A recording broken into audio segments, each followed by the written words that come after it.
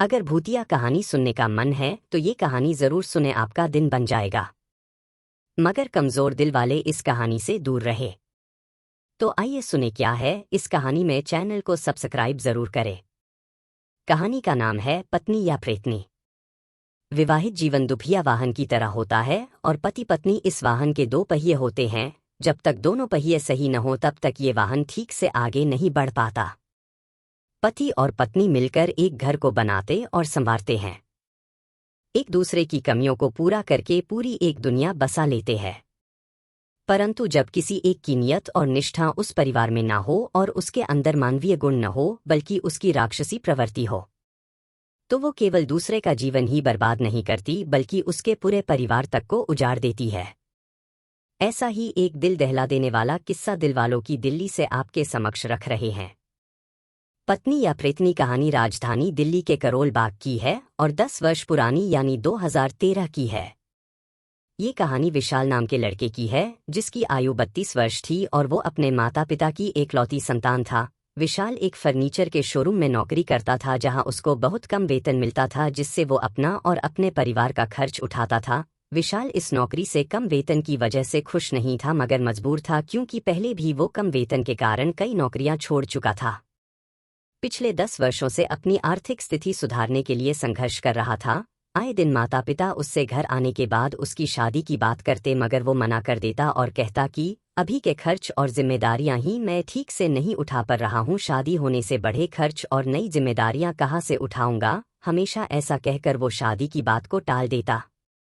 विशाल का परिवार किराए पर रहता था। बुजुर्ग माता पिता थे, फिर उस पर हारी बीमारी, तीज त्योहार आया गया, सब इस एक विशाल के थोड़े से वेतन में मुश्किल से होता था और यही कारण विशाल को परिवार खर्च और जिम्मेदारियां बढ़ाने से रोकता था। फिर भी माता पिता तो अपने जीते जी अपने बच्चे की शादी करके अपना फर्ज पूरा करना चाहते थे, इसलिए वो प्रयास में लगे रहते थे मगर विशाल को कोई फर्क नहीं पड़ता था।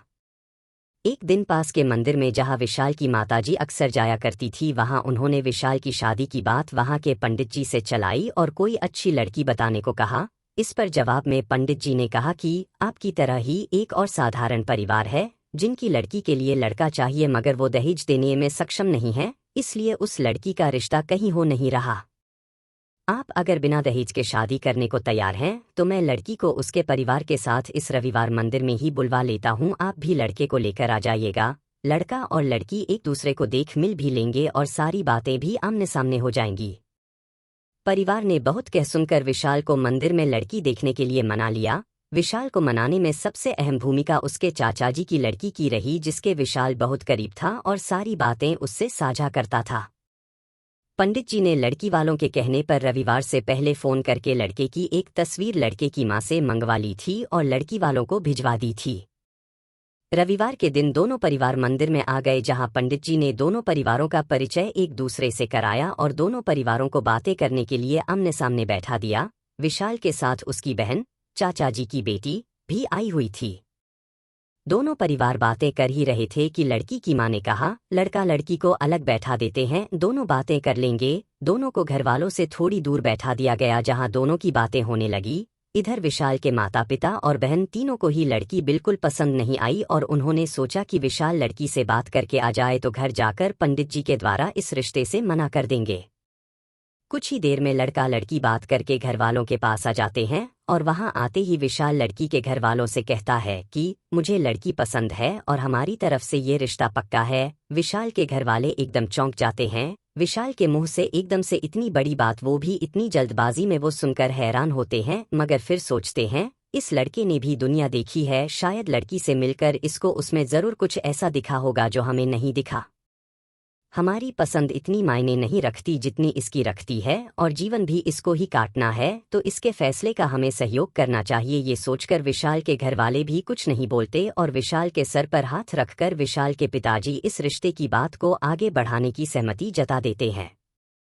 उधर लड़की, जिसका नाम काम्या था, वो भी वही मंदिर में रिश्ते के लिए हाँ कर देती है और लड़की के घर वाले खुश होकर पंडित जी से मीठा मांगने को कहते हैं। दोनों परिवार मुंह मीठा करके आगे का कार्यक्रम तय करके अपने अपने घर आ जाते हैं। जल्द ही शादी का वो मुबारक दिन आ जाता है जब दोनों को शादी के पवित्र बंधन में बंधना है। शादी की सभी रस्में पूरी करते हुए दोनों वर वधू फेरों के लिए आकर अग्नि के सामने बैठ जाते हैं। जैसे ही पंडित जी मंत्र पढ़ना शुरू करते हैं वैसे ही काम्या थोड़ा सा सर हिलाने लगती है, जैसे उस पर किसी ऊपरी शक्ति का असर हो रहा हो। थोड़ी देर ऐसे ही चलता है, मगर काम्या की छोटी बहन चालाकी से इस बात को संभाल लेती है और कुछ लोग जो हैरानी से ये सब देख रहे थे उनसे कहती है कि काम्या बहुत थक गई है और आज इसने कुछ खाया भी नहीं है, इसलिए इसको थोड़ा सा चक्कर आ रहा है। सभी लोग इस बात को सही मानकर सामान्य हो जाते हैं।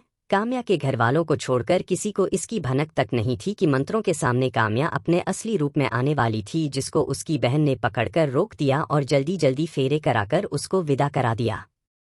विशाल और काम्या की शादी हो जाती है। जैसे ही विशाल काम्या के पास जाता है वो उसको खुद से दूर कर देती है। कहती है कि विशाल आपके अंदर से काफ़ी गंदी बदबू आती है और हमेशा तबीयत खराब होने की बात बोलती थी। ऐसा रोज होने लगा तो विशाल की मम्मी ने काम्या के घरवालों से फ़ोन करके सारी शिकायत की और उनसे काम्या को समझाने को कहा। काम्या के घरवालों ने सही बात पर पर्दा डालते हुए कहा कि नई शादी में ऐसा हो जाता है और हमें उसको समझा भी देंगे, और उन्होंने फिर काम्या को घर बुला लिया।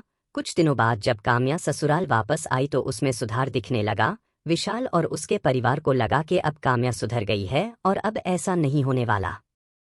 कुछ दिन गुजरे, काम्या ने अपनी पुरानी नौकरी पर जाना शुरू कर दिया। 2-3 दिनों तक सब ठीक रहा, मगर फिर काम्या अपने दफ्तर में अजीब अजीब बातें करने लगी। दफ्तर में लगी तस्वीर को देखकर कहने लगी कि ये तस्वीर हिल रही है। फिर दूसरी तस्वीर को देखकर कहने लगी इसमें से लोग निकल रहे हैं, हाथ बाहर निकलकर मेरी तरफ आ रहे हैं। काम्या को दफ्तर से घर भेजा गया और कहा गया कि इनको इलाज और आराम की बहुत ज़रूरत है। विशाल अब फिर से परेशान हो गया कि फिर से ये क्या हो गया, ये तो पहले से भी कुछ बड़ी समस्या लग रही है। काम्या घर आई और अपना कमरा बंद करके देर तक बैठी रही। विशाल की बहुत कोशिशों के बाद जाकर ही काम्या ने कमरे का दरवाज़ा खोला।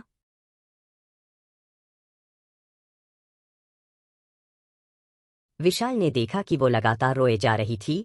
उसका रोना ऐसा था मानो जैसे कोई रुदाली रोती है, जैसे कोई घर में किसी अपने खास के मरने पर दहाड़े मार मार कर रोता है, ऐसे वो रोती जा रही थी। पूरे घर में उसकी रोने की आवाज़ गूंज रही थी। विशाल और उसके घरवालों के बहुत कहने पर भी वो कुछ नहीं बता रही थी और बस रोए जा रही थी। सभी लोगों ने ये रात जाग कर काटी और सुबह माँ ने विशाल से काम्या को किसी दिमाग के डॉक्टर को दिखाने को कहा। विशाल सुबह ही उसको लेकर एक बड़े दिमाग के डॉक्टर के पास चला गया। डॉक्टर ने सारी बातें जानने के बाद उसको अकेले में बैठाकर परामर्श किया और कुछ दवाइयाँ देकर काम्या को घर भेज दिया। कई दिनों तक दवाइयाँ लेने के बाद भी काम्या की हरकतों में कोई सुधार नहीं आया। उसको रात में सोए हुए 10-10 रातें गुजर जाती थी और साथ में विशाल को भी जागना पड़ता था। दिन में विशाल घरवालों को उसके पास छोड़कर थोड़ा आराम कर लेता, मगर नौकरी पर नहीं जा पाता था, इसलिए उसको नौकरी से निकाल दिया गया। एक दिन विशाल ने अपने दूर के मामाजी से यह सारी बातें साझा की और कुछ मदद करने को कहा। मामाजी पूजा पाठ वाले व्यक्ति थे और ऊपरी चीज़ों, काला जादू, टोने टोटके का इलाज भी करते थे। मामाजी ने विशाल से काम्या को साथ में लेकर उनके घर आने को कहा। विशाल अब काम्या को लेकर मामाजी के यहाँ आ जाता है। मामाजी पूजा वाले कमरे में विशाल से काम्या को लाने को कहते हैं। मामाजी मंदिर में जोत जलाकर नीचे ज़मीन पर बैठ जाते हैं और काम्या को भी नीचे बैठने को कहते हैं। काम्या पहले तो नीचे बैठने से मना कर देती है, फिर विशाल के जोर देने पर नीचे मामाजी के सामने बैठ जाती है, मगर जैसे ही मामाजी मंत्र पढ़कर पूजा शुरू करते हैं, काम्या उठकर दूसरे कमरे में चली जाती है और वहां बैठकर जोर जोर से रोने लगती है। विशाल उसको चुप कराने की और मामाजी के पास ले जाने की बहुत कोशिश करता है, मगर वो फिर से रुदली जैसा मातम मचाकर रोती हैं। इस पर मामाजी विशाल से कहते हैं कि इस पर कोई बड़ी और खतरनाक चीज़ है, इसका इलाज यहाँ नहीं हो पाएगा, तो इसको यहाँ से घर ले जा। विशाल की हिम्मत फिर से टूट जाती है और वो काम्या को घर ले आता है। ये बात अब विशाल अपने ससुराल में बता देता है और कहता है कि इसका कोई उपाय करो, नहीं तो काम्या पागल हो जाएगी। इस पर ससुराल वाले विशाल से काम्या को लेकर अपने गांव, जो कि हिमाचल प्रदेश में है, वहां चलने को कहते हैं। विशाल हाँ कर देता है और 2 दिनों के बाद ही विशाल, काम्या और काम्या के घर वाले हिमाचल में अपने पुश्तैनी गाँव आ जाते हैं। अलगे दिन एक भगत को बुलाकर काम्या को उसके सामने बैठाया जाता है। भगत अपने सर अपने देव को बुलाकर काम्या से पूछता है कि बता तू कौन है, तू क्या चाहती है। अब पहली बार काम्या के सर वो खतरनाक चीज आकर बोलती है, मैं एक आत्मा हूँ जो पहाड़ों में रहती थी, मगर मुझे रजनी ने वहाँ पहाड़ों से उठाकर इसके ऊपर छोड़ दिया। अब मैं इसको नहीं छोड़ सकती। मैं इसको तुम सबकी आंखों के सामने से अपने साथ लेकर जाऊंगी और मुझे कोई नहीं रोक पाएगा। और भगत तू भी अपना पूरा जोर और अनुभव लगा ले, मगर उससे कुछ नहीं होगा, इसको तो मरना ही है। इतना कहकर वो आत्मा काम्या के शरीर से बाहर चली गई और काम्या जमीन पर गिर गई। उसको उठाकर दूसरे कमरे में लेटाया गया। उसके बाद भगत ने बताया कि रजनी नाम की तुम्हारी कोई रिश्तेदार है, उसने ही इस दुष्ट आत्मा को भेजा है और यह काम्या के साथ काफी वर्षों से है, इसलिए अब वो आत्मा बहुत ताकतवर बन चुकी है। घर वाले समझ चुके थे कि रजनी नाम की काम्या की एक ताई है और उन्होंने ही ये सब काम किया है। असली रूप भगत ने कहा, मैं इस आत्मा को अपनी पूजा से काम्या के सर से उतार कर एक डब्बे में बंद कर दूंगा और कुछ फल, फूल और मिठाइयों के साथ विशाल को दूंगा। विशाल को ये सभी सामान डब्बे सहित अभी रात में ही जाकर इस पहाड़ी जंगल में गड्ढा खोद कर गाड़ना है और वहां से निकलकर घर आना है। विशाल चाहे तुम्हें पीछे से कितनी भी आवाजें लगाई जाए, तुम्हें रुकना नहीं है और न पीछे मुड़कर देखना है। अगर तुम गलती से भी पीछे मुड़ गए तो ये खतरनाक चीज तुम पर वार कर देगी और हो सकता है तुम्हारी जान भी चली जाए। ये सुनकर विशाल डर गया। एक तो अनजान जगह, आधी रात का समय, उस पर जानवर का तो डर था ही, साथ में इतनी खतरनाक चीज जो जान लेने से भी पीछे नहीं हटेगी, यह डर अलग से था। मगर विशाल को लगा आज इस भगत ने इतना बड़ा खुलासा किया है और ये आत्मा पहली बार काम्या के सर आकर बोली है, तो शायद इस उतारे काला जादू या टोटके से ही मेरी पत्नी ठीक हो जाए और हम सामान्य जीवन खुशी से जी सकें। बस इस बात को सोचकर ही विशाल का ढाढ़स बंध गया और उसने अपना डरा हुआ मन पक्का करके इस जोखिम को उठाने का फैसला किया। कुछ ही देर में भगत ने काम्या के सर से उस आत्मा को उतारकर डब्बे में डाल दिया। सारी सामग्री के साथ वो डब्बा विशाल को थमाकर उसको जल्दी जंगल में जाने को कहा। विशाल ने 1 किलोमीटर पैदल अकेला चलकर एक सुनसान मैदान में उस सारे सामान को दफना दिया और वहां से जल्दी जल्दी चलकर वापस उस गांव वाले घर में आ गया। रात बहुत हो चुकी थी, विशाल के ससुराल वाले सो चुके थे और भगत भी जा चुका था। विशाल काम्या के पास दूसरे कमरे में सोने के लिए गया। उसने जैसे ही दरवाज़ा खोला तो देखा कि काम्या दीवार की तरफ मुंह करके बातें करे जा रही है। विशाल की अंदर आने की और दरवाजे की आहट से काम्या ने जैसे ही अपना चेहरा घुमाया तो विशाल काम्या का चेहरा देखकर डर गया। काम्या की आंखें बहुत लाल और बड़ी हो गई थी, जैसे मानो फटने वाली हों, और काम्या के चेहरे पर एक कुटिल मुस्कान थी, जैसे वो भगत से कही बात को सिद्ध कर चुकी हो कि कोई मेरा कुछ नहीं बिगाड़ सकता, मैं किसी के वश में नहीं आने वाली। ये सब होता देखकर विशाल ने फिर भी काम्या को संभाला, उसको सुलाने की कोशिश की, मगर सब व्यर्थ ही गया। विशाल को फिर से पूरी रात उसके साथ जागना पड़ा और उसको संभाला पड़ा। सुबह होते ही सब लोग दिल्ली के लिए निकल गए और रास्ते में विशाल ने अपनी ससुराल वालों को सब कुछ बता दिया कि काम्या को उस भगत से कुछ आराम नहीं मिला है। आप लोग काम्या का इलाज किसी अच्छे भगत से कराइए, साथ में इहबास दिल्ली का एक बहुत बड़ा मानसिक रोगों का सरकारी अस्पताल है, कल इसको वहां लेकर जाऊंगा और दवाइयां दिलाकर, अब जब तक इसको आराम नहीं लगता आप लोग इसको अपने पास रख लीजिएगा। मेरे घर पर मेरे अलावा काम्या को संभालने वाला कोई नहीं है, क्योंकि मैंने देखा है जब काम्या की हालत बिगड़ती है तो मम्मी पापा बेबस से हो जाते हैं। मैं कल से एक नौकरी पर जाना शुरू कर रहा हूँ, क्योंकि पहली वाली नौकरी तो मेरी छूट चुकी है और काफ़ी दिनों से मैं काम्या की तबीयत की वजह से कोई नौकरी नहीं कर पाया और इतने खर्चा बिना आमदनी के होने से मेरे सर पर काफ़ी कर्ज हो गया है, इसलिए मैं कल इसको दवाई दिलाकर अपनी नई नौकरी पर चला जाऊंगा। मैं बीच बीच में काम्या और आपसे मिलने आता रहूंगा। ये कहकर विशाल ने काम्या को उसके मायके छोड़ दिया और घर आकर घर पर सारी बात बताई तो घर वाले कहने लगे, इहबास दिमागी इलाज का एक बहुत बड़ा अस्पताल है और हो सकता है हमारी बहू वहीं से ठीक हो जाए। अगले दिन विशाल, काम्या और काम्या की छोटी बहन इहबास अस्पताल गए और काम्या तो दवाई दिला लाए, जिससे काम्या को 2 दिन तो थोड़ा आराम रहा, नींद भी ठीक से आई। मगर अगले दिन जब विशाल अपनी नौकरी पर था तो उसको उसकी साली का कॉल आया कि जीजू जल्दी घर आ जाओ, दीदी अजीब सी हरकतें कर रही है। ये सुनते ही विशाल तभी अपनी ससुराल के लिए निकल गया और जाते ही देखा कि काम्या एक दीवार से दूसरी दीवार के बीच में अपने कमरे में जल्दी जल्दी चल रही है, मानो जैसे किसी ने उसको ये कार्य दिया हुआ हो। काम्या एक दीवार की तरफ अपना चेहरा करती, फिर उस दीवार से कुछ कहती और जल्दी से पलटकर दूसरी दीवार की तरफ चल देती, फिर इस दीवार से कुछ बड़बड़ाती और फिर से पलटकर पहली दीवार की तरफ चल देती। विशाल के आते ही काम्या की बहन ने ये सब दिखाया। विशाल को ये सब देखकर बहुत अजीब लगा, उसने भागकर काम्या को रोका तो काम्या कहने लगी कि देखो यहाँ दीवार पर सांप चल रहे हैं, इनसे मुझे बचाओ। मेरे सोने के बाद दीवार से हाथ निकलकर मेरी गर्दन दबाते हैं, इस दीवार को तुड़वाओ। काम्या की माँ ने काम्या को रोका तो काम्या ने माँ को धक्का देकर कहा, तू मुझसे दूर रह, तू नागिन है, रोज रात तू मुझे डसती है। ये सब काफी बढ़ता जा रहा था तो विशाल ने काम्या के हाथ पकड़े और उसको पलंग पर लेटाने लगा, मगर काम्या के शरीर में पता नहीं उस समय क्या आ गया था कि उसने विशाल की मजबूत पकड़ भी एकदम आराम से छुड़वा ली और अब काम्या किसी के काबू में नहीं आ रही थी। लगातार बोले जा रही थी, कमरे में एक दीवार से दूसरी दीवार तक जल्दी जल्दी चले जा रही थी। सभी घरवाले वहां थे और सब उसको शांत करना चाहते थे। सबकी 2 घंटे की कोशिश के बाद जाकर काम्या शांत हुई और जमीन पर अपने होश खोकर गिर गई। उसको पलंग पर लेटाया। विशाल की साली ने विशाल को बताया कि जीजू, काम्या कल रात तो घर के सारे पेन लेकर दीवारों पर कुरेदे जा रही थी, न जाने क्या बड़बड़ा रही थी, बस पागलों की तरह इस दीवार से उस दीवार पर पेन चलाती जा रही थी। थोड़ी देर बाद उसको होश आ गया। अब काम्या एकदम सामान्य व्यवहार कर रही थी। कुछ देर बाद विशाल वहां से निकलकर अपने घर आ गया। घरवालों ने जल्दी आने का कारण पूछा तो विशाल ने सब कुछ बता दिया। विशाल ने अगली सुबह अपने ससुराल फोन करके काम्या की तबीयत का हाल जाना तो विशाल को पता चला कि काम्या एहबास वाली दवाई से काफी ठीक है और ठीक से खाना भी खा रही है। विशाल ऐसे ही रोज दिन में 2 बार ससुराल बात करता और काम्या की तबीयत की जानकारी लेता। ऐसे ही 1 हफ्ता गुजर गया। काम्या की तबीयत सामान्य होने की वजह से विशाल काम्या को अब अपने घर ले आया। जिस दिन से काम्या विशाल के पास लौटी उसने फिर से अजीब बर्ताव शुरू कर दिया। वो विशाल को खुद से दूर करने लगी। बहुत गंदी बदबू आ रही है, ये कहकर वो विशाल को कमरे से निकाल देती है। एक सुबह काम्या राजमा बना रही थी और विशाल नौकरी पर जाने के लिए तैयार हो रहा था। तभी विशाल ने देखा कि काम्या ने खाने के पतीले से जिसमें राजमा बन रहे थे उसमें से गर्म राजमा निकालकर कटोरी में डाले और एक सांस में वो सारे गर्म गर्म राजमा निगल गई। पानी तक नहीं पिया और न ही उसका मुंह गर्म राजमा से जला, उल्टा वो तो अपने रसोई के कामों में ऐसे लगी रही जैसे उसने गर्म राजमा नहीं पानी पिया हो।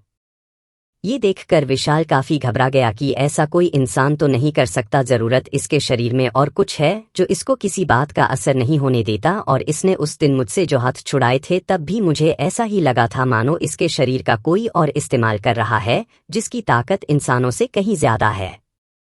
ऐसे ही रोज कुछ न कुछ होता रहता था।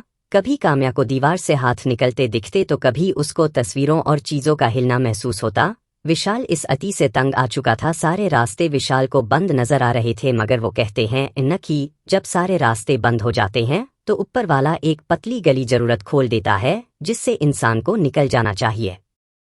ऐसी ही एक पतली गली यहाँ भी खुल गई थी। विशाल की मामी जी ने विशाल को काली माँ की मूर्ति घर में स्थापित करके उसकी पूजा करने को कहा। विशाल को भी उस समय यही रास्ता दिख रहा तो उसने वैसा ही किया। वो बाजार से काली माँ की एक छोटी सी मूर्ति ले आया और एक कमरे में उस मूर्ति को स्थापित कर दिया। कुछ देर बाद काम्या ने उस मूर्ति को देख लिया और वो जोर जोर से बोलने लगी कि ये मूर्ति यहाँ कौन लाया है और इसको यहाँ से जल्दी हटाओ। विशाल जब बाहर से आया तो विशाल को सारी बातों का पता चला। इस पर विशाल ने समझाया कि मैं इस मूर्ति को पूजा करने के लिए लाया हूँ और इससे कुछ गलत नहीं होगा और काली माँ की पूजा से घर में शांति आएगी। काम्या ये सब सुनकर गुस्से से अपने कमरे में चली गई। अब रोज विशाल काली माँ की पूजा करने लगा। काम्या अब पहले से काफी ठीक रहने लगी, मगर उसके मन में अब भी काफी हलचल सी रहती थी। न तो वो पूजा में विशाल के साथ बैठती थी और न ही पूजा वाले कमरे में जाती थी। काम्या पुरानी दिक्कतों से तो ठीक थी, मगर उसकी बेचैनी काली माँ की पूजा को लेकर बढ़ती जा रही थी। एक दिन काम्या ने अपने घर वालों को अपने ससुराल बुला लिए और उनसे काली माँ की मूर्ति हटवाने के लिए विशाल से बात करने को कहा। विशाल से काम्या के पिताजी ने कहा कि बेटा, काली माँ की मूर्ति घर में रखकर पूजा नहीं करते, ऐसा करना शुभ नहीं होता। विशाल, तुम खुद सोचो, कभी तुमने किसी घर में काली माँ की मूर्ति की पूजा होते देखी है? तुम इसको किसी मंदिर में रख आओ।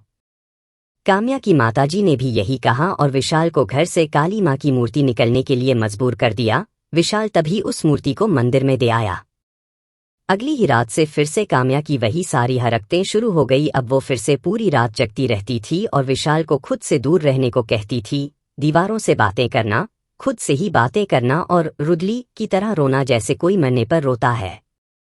यह सभी हरकतें अब फिर से शुरू हो गई थी। विशाल ने अगले दिन अपनी ससुराल में फोन करके ये सब बताया तो उन्होंने विशाल और उसके परिवार को ही अपनी बेटी काम्या की इस हालत का जिम्मेदार ठहराया और कहा, काम्या और उसकी सास की बनती नहीं है। काम्या को तुम्हारी माँ पूरा दिन कोसती रहती है तो वो बेचारी इतना सह नहीं सकी, इसलिए उसकी मानसिक स्थिति थोड़ी बिगड़ गई है। विशाल, तुम काम्या को लेकर अलग हो जाओ, फिर चाहे तुम्हें किराए पर कमरा लेकर ही क्यों न रहना पड़े। तुम देखना सब ठीक हो जाएगा। विशाल जानता था कि काम्या ने ही अपने घर वालों को ऐसा बोला है, क्योंकि काम्या शादी के बाद पहले ही महीने से विशाल के माता पिता से विशाल को लेकर अलग होना चाहती थी। विशाल समझ गया कि काम्या के घर वाले कुछ नहीं करेंगे और जो कुछ करना है वो उसको और उसके परिवार को करना है। काम्या के हाल की वजह से विशाल खुद पर ध्यान नहीं दे पा रहा था। हिमाचल से उस भगत के पास से आने के बाद और उसका दिया टोटका जमीन में गाड़ने के बाद से ही उसका शरीर उसको दोगुना भारी लगने लगा था और टांगों में तो बहुत ज्यादा दर्द रहता था, मगर घर में इतनी आफत के चलते वो खुद का इलाज कराने का सोच भी नहीं सकता था। हिमाचल से आने के बाद से यहाँ वहाँ से कोई एक दो गोलियां खाकर काम चला रहा था, मगर सच तो यह था कि वो अंदर से बहुत बीमार था। मगर इन दिनों एक नई परेशानी या यूं कहें कि एक नई बीमारी विशाल को हो गई थी। विशाल का चेहरा सूजकर काफी बड़ा हो गया था, गाल मोटे मोटे हो गए थे और आंखें अंदर धंस सी गई थी। विशाल खुद को शीशे में देखकर दंग रह जाता था कि ये मेरा चेहरा नहीं है, ये कोई शैतान है जो मेरे अंदर बैठा है। हिमाचल में उस भगत से मिलने के बाद से ही विशाल को उस शैतानी वजूद का अपने शरीर में एहसास होता था, क्योंकि विशाल का वजन जितना है उससे दोगुना महसूस होना और अब चेहरे में भी उस शैतान का चेहरा दिखना, यह इस बात के साफ संकेत थे कि शैतान विशाल पर अपनी पकड़ मजबूत कर रहा है। अगर तूने काली माँ की पूजा शुरू नहीं की होती तो वो लोग अब तक अपनी दुष्ट क्रिया में सफल हो गए होते, और यही कारण था कि काम्या काली माँ की पूजा और मूर्ति के इतना खिलाफ थी। अब विशाल को सब कुछ समझ आ गया था कि काम्या को घर में रखना मतलब सबकी जान को दिन रात जोखिम में डालना था। इसलिए विशाल उस दिन अपनी नौकरी की छुट्टी करके सीधे पंडित जो बिचौलिया था उसके घर जा पहुंचा और सब कुछ दिखाया और बताया। पंडित की ये सब देखकर कोई आवाज नहीं निकाली। विशाल ने कहा उसके घर वालों को आज मेरे घर भेजो और कहो इसको लेकर जाएं। शाम को काम्या के घर वाले आए। काफी बहस और झगड़ा होने के बाद वो काम्या को लेकर चले गए। अब घर में पूरी तरह शांति थी और ऐसे ही एक हफ्ता गुजर गया। विशाल का परिवार एक बिल्डिंग की चौथी मंजिल पर किराए पर रहता था। सर्दियों में दोपहर के समय विशाल की मम्मी आंगन में धूप सेक रही थी। घर पर कोई और नहीं था। एकदम से विशाल की मम्मी को किसी जानवर के गुर्राने की आवाज आने लगी। उसको लगा कोई कुत्ता सीढ़ियों से ऊपर आ रहा है, तो जल्दी उठकर इसको भगा देती हूँ। उन्होंने कुर्सी से उठकर जैसे ही सीढ़ियों में झांका तो उनके होश उड़ गए। उन्होंने देखा कि एक बड़ा सा बिना धड़ वाला गोल चेहरा तेजी से ऊपर उनकी तरफ बढ़ रहा है और जितना पास आ रहा है उतना बड़ा होता जा रहा है, और वो चेहरा उनकी बहू काम्या का है। विशाल की मम्मी भागकर पूजा वाले कमरे में चली गई और वो चेहरा पूजा वाले कमरे की चौखट पर ही रुक गया। बोलने लगा, तुझे मेरे साथ चलना है, बाहर आ। इस पर विशाल की मम्मी ने पूछा, तू कौन है? इस पर उस चेहरे ने कोई जवाब नहीं दिया, बस अपनी जानवर वाली गुर्राहट तेज कर ली जैसे कोई जानवर हमला करने से पहले करता है, और फिर उस चेहरे ने वो बात दोहराई, तुझे मेरे साथ चलना है। विशाल की मम्मी ने कहा कि ठीक है, मैं तेरे साथ चल रही हूँ, मगर तू अंदर तो आजा, बाहर से ही लेकर जाएगा क्या? अब वो शैतानी चेहरा बोला, चल तो दूसरे कमरे में आ, वहां से लेकर जाता हूँ तुझे। मगर मम्मी अपनी बात पर अड़ी रही। इस पर उस शैतानी चेहरे का गुस्से से लाल रंग पड़ गया। इधर विशाल की मम्मी को पता नहीं कौन सी शक्ति उनमें आई कि उन्होंने बाहर आकर उस शैतानी चेहरे पर एक जोरदार थप्पड़ जड़ दिया और तभी वो चेहरा गायब हो गया। विशाल की मम्मी की तबीयत इस घटना के बाद से काफी बिगड़ गई और वो उसी पूजा वाले कमरे में लेट गई। थोड़ी देर बाद विशाल के पापा ने आकर विशाल को फोन करके बुलाया।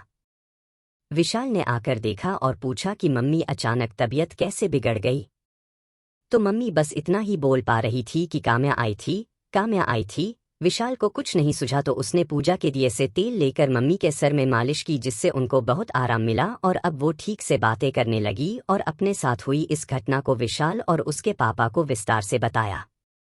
सारी बातें साफ थी कि काम्या वाले चेहरे के रूप में कोई शैतानी शक्ति विशाल की मम्मी को मारने को भेजी गई थी। पूजा वाले कमरे में जाकर उन्होंने अपनी जान बचाई और उस शक्ति को उग्र होता देख खुद काली माँ ने विशाल की मम्मी के शरीर में आकर उस शैतानी शक्ति को मार के भगाया था। काम्या के घरवालों ने विशाल के परिवार पर मुकदमा कर दिया। वो मुकदमा कई वर्ष चला। काफी पैसा विशाल के परिवार का लगा। फिर विशाल और काम्या का तलाक हो गया। बिचौलिया पंडित से विशाल को पता चला कि 2 वर्षों पहले काम्या की फिर से शादी हो गई है और अब उसके ससुराल वालों को यही सब भुगतना पड़ रहा है जो विशाल के परिवार ने भुगता था। अब आप ही बताइए, ये पत्नी थी या प्रेतनी? तो दोस्तों, आशा है कि आपको ये कहानी पसंद आई होगी। ऐसी ही और कहानी सुनने के लिए चैनल पर बने रहे। Thank you.